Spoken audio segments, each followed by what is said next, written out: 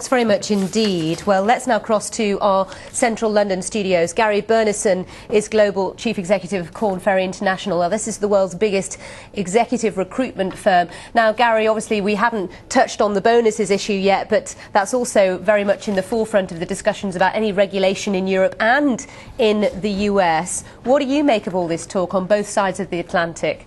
Well, it's certainly that, that's where the political winds are definitely blowing, on pay is a hot topic. But I think that, one must be balanced and not look at it from a political perspective.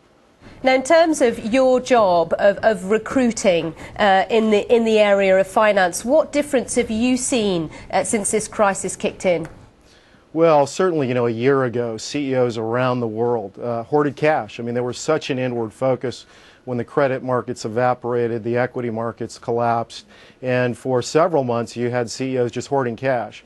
It's been interesting over the last several months. We've actually seen an uptick around the world in terms of new business. Say, over the summertime, our business is up 20% in the search business.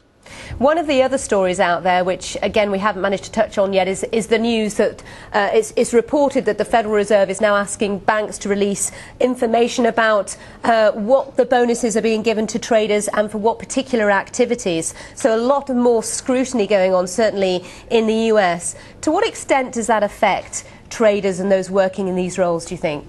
Well, I think transparency is important, but it has to be balanced. I mean, you have to be careful of unintended consequences of regulation. So there really needs to be a balanced scorecard. It needs to be transparent, and quite frankly, it really starts with the board of directors. That is, their primary job is to oversee the fiduciary responsibilities of shareholders. All right. Well, we've got to leave it there. But Gary Burnison from Kerry Form, thanks for being on the programme. Well, the head of Germany's central